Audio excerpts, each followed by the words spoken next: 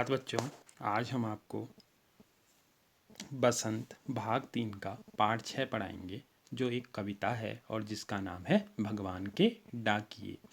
भगवान मतलब ईश्वर के डाकिए। डाकिए का मतलब होता है बच्चों, जो आप तक संदेश पहुंचाने का काम करते हैं उनको डाकिए कहते हैं। ठीक है। और आप तक संदेश चिट्ठी के रूप में पहुंचते हैं और चिट्ठी के रूप में आप तक संदेश पहुंचाने का काम पोस्टमैन करते हैं। पोस्टमैन को हिंदी में डाकिए भी कहा जाता है, क्योंकि वो डाक से क्या है, संबंधित हैं। जो डाक पहुंचाने का काम करता है वो क्या कहलाते हैं, डाकिए कहलाते हैं। लेकिन इस कविता में रामधारी सिंह दिनकर भगवान के डाकियों की बात कर रहे हैं। किसके डाकियों की बात कर रहे हैं, भगवान के डाकियों की बात कर रहे हैं। यहाँ पे इंसान के डाकियों की बात नहीं हो रही है, इंसान के संदेशों की बात नहीं हो रही है। इंसान के संदेश तो पोस्टमैन इंसानों तक पहुँचाते हैं, लेकिन जो भगवान के संदेश होते हैं उनको कौन हम तक पहुँचाता है, उनको नेचर तक कौन पहुँचाता है, प्रकृति तक कौन पहुँचाता है, उनको कौन लोग पढ़ते हैं। इसमें रामधारी सिंह दिनकर इस बात की चर्चा कर रहे हैं। तो पक्षी और बादल ये भगवान के डाकिए हैं। भगवान के डाकिए कौन है, पक्षी और बादल। मतलब पक्षी और बादल भगवान के भेजे संदेश को क्या करते हैं, हम लोगों तक पहुंचाते हैं, जो एक महादेश से दूसरे महादेश को जाते हैं। मतलब एक देश से जो दूसरे देश तक जाते हैं। जो पक्षी होते हैं वो क्या करते हैं, एक देश से दूसरे देश तक जाते हैं। आपने सुना होगा कि बहुत सारे पक्षी क्या करते हैं, माइग्रेशन करते हैं। जैसे आपने साइबेरियन क्रेन के बारे में पढ़ा है, जो साइबेरिया से इंडिया आती है। तो पक्षी क्या करते हैं, एक महादेश से दूसरे महादेश को जाते हैं। लेकिन हम तो समझ नहीं पाते हैं, लेकिन वो कौन सा संदेश लेके आए हैं, वो क्या कहना चाह रहे हैं, इस बात को हम लोग नहीं समझ पाते हैं। मगर उनकी लाई चिट्ठियाँ पेड़ पौधे पानी और पहाड़ बाँचते हैं।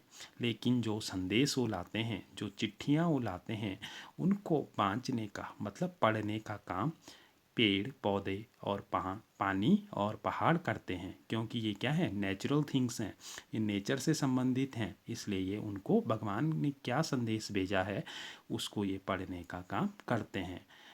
इस तरह भी हम कह सकते हैं कि वो जो कोड है उसको डिकोड करने का काम ये पेड़ पौधे और पहाड़ करते हैं। हम तो केवल यह आंकते हैं कि एक देश की धरती दूसरे देश को सुगंध भेजती है। हम देखते हैं और हम केवल इस बात का अनुमान लगाते हैं कि पक्षी और बादलों के माध्यम से एक देश की जो धरती है उसकी जो सुगंध है, सुगंध का मतलब है खुशबू, वो दूसरे देश की धरती तक पहुंचती है। लेकिन उसका वास्तविक उद्देश्य क्या है वो केवल कौन समझ पाता है, पेड़ पौधे पानी और पहाड़ समझते हैं। हम तो केवल इतना अनुमान लगाते हैं कि एक देश की धरती की सुगंध दूसरे देश की धरती तक पहुंचती है और वह सौरभ हवा में तैरते हुए पक्षियों के पंखों पर तिरता है। और जो वो खुशबू है वो पक्षियों के पंखों से होते हुए एक देश से दूसरे देश जाता है और एक देश की खुशबू को दूसरे देश तक पहुंचाता है। और एक देश का भाप दूसरे देश में पानी बनकर गिरता है। एक देश का जो भाप है वो बादलों के माध्यम से, पक्षियों के माध्यम से दूसरे देश में जाता है और वहाँ ठंडा होकर वो बादल बनकर पानी के रूप में बरसता है। तो बच्चों, ये भगवान के जो डाकिया कविता है ये रामधारी सिंह दिनकर ने लिखी है। बहुत छोटी सी कविता है और बहुत अच्छा संदेश हमको देती है कि जो भगवान के डाकिए हैं ये क्या हैं, पक्षी हैं। और इनको पढ़ने का काम भी जो हमारे पेड़ पौधे पानी और पहाड़ हैं वो इनको करते हैं। हम लोग तो इसको समझ नहीं पाते हैं, लेकिन इनको ये लोग समझते हैं।